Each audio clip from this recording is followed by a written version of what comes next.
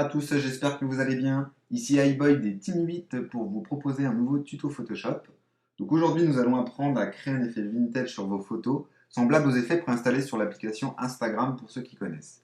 Donc c'est un tuto relativement simple dans l'ensemble, qui ne demande pas de connaissances particulières, que vous soyez débutant, intermédiaire ou expert. Normalement en 5 minutes, c'est réglé. Si vous avez des questions, il ne faudra pas hésiter à nous les poser soit sur la chaîne YouTube, soit sur les www.team8.fr, rubrique tuto. Alors je vous propose de commencer ce tutoriel en ouvrant Photoshop et en ouvrant une image. Moi, elle est déjà ouverte. Avant toute chose, on va dupliquer l'arrière-plan. Donc pour dupliquer un arrière-plan ou un calque, c'est très simple. On clique dessus et on le fait glisser à côté de la corbeille sur la petite fenêtre blanche. Pourquoi? Parce que moi je conseille vraiment de dupliquer un arrière-plan. Si on applique un effet par erreur, qu'on ne peut pas revenir avec la pomme Z ou avec le CTRL Z, c'est toujours rassurant de sauvegarder son arrière-plan. Donc pour commencer, on va lui appliquer un premier effet. Donc on va cliquer sur Calque, nouveau calque de réglage, et on va jouer sur les teintes saturation. On valide. Et on va commencer par changer la teinte ici. On va la mettre à -20. Et la saturation, on va la passer à 50. Deuxième étape, on va dupliquer ce calque, donc toujours en le faisant glisser à côté de la petite corbeille. Et surtout, très important, cliquez ici sur redéfinir et changer la teinte, la passer à 50. À peu près. La saturation, vous pouvez la remonter un petit peu. Voilà. 29-30, c'est très bien. Et maintenant, on va baisser son opacité. On va la mettre à 60. Donc là, on commence à être déjà dans une ambiance sépia, un petit peu, c'est pas encore ça. Donc, ce qu'on va faire, c'est qu'on va lui mettre un effet radial tout autour, dans les angles, pour accentuer cet effet. Alors, pour ce faire, nous allons cliquer sur Calque, nouveau calque de remplissage, dégradé. On fait OK. Ce qu'on veut, nous, c'est d'être du noir au transparent. Donc là où on voit bien, on est du blanc au transparent, donc c'est pas ce qu'on veut.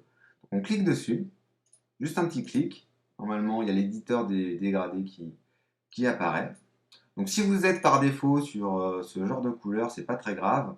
Vous cliquez dans les paramètres prédéfinis, vous revenez sur le blanc au transparent et vous changez la valeur ici. Vous double-cliquez sur le petit carré, s'il veut bien. Voilà, désolé, il a eu du mal. On fait OK, on valide. Et là, ce qu'on veut, c'est que ça prenne les angles. Donc on va déjà inverser la sélection et on va le mettre en radial.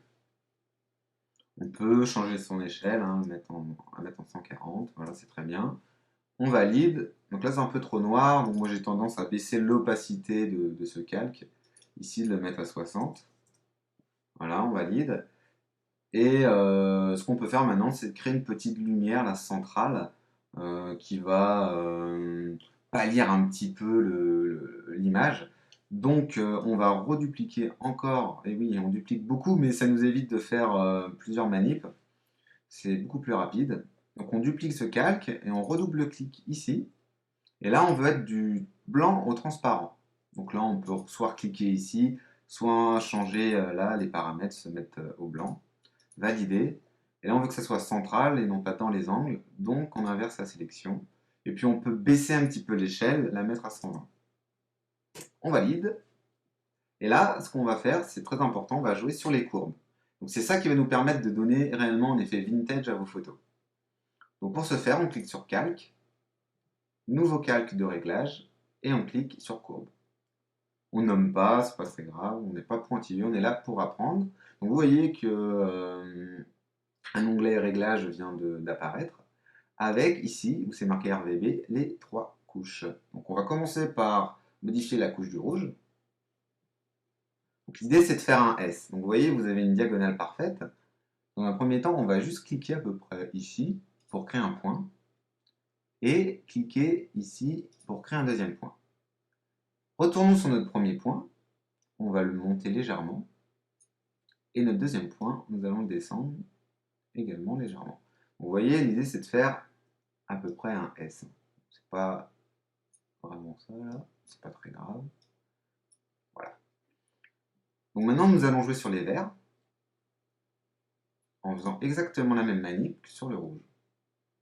On monte légèrement en haut et on descend légèrement en bas. Il nous reste la couche du bleu, qu'on veut juste descendre ici et remonter là. Voilà, pour donner un petit effet. Donc vous voyez, là, par exemple, le fait d'avoir créé un dégradé radial central sur l'image, déjà, ça nous éblouit un petit peu. Donc si ça vous éblouit trop, si vous n'êtes pas satisfait de cet effet, soit vous éteignez le calque, parce que bon, c'est très bien comme ça aussi, mais sinon, vous pouvez lui mettre une petite lumière tamisée. Donc, changer son mode de fusion ici, hein. Cliquez sur normal, lumière tamisée, et pourquoi pas la descendre un petit peu à 40. Vous voyez, c'est très léger, c'est comme vous voulez, hein, c'est votre affaire, vous, vous gérez votre effet vintage comme vous le voulez.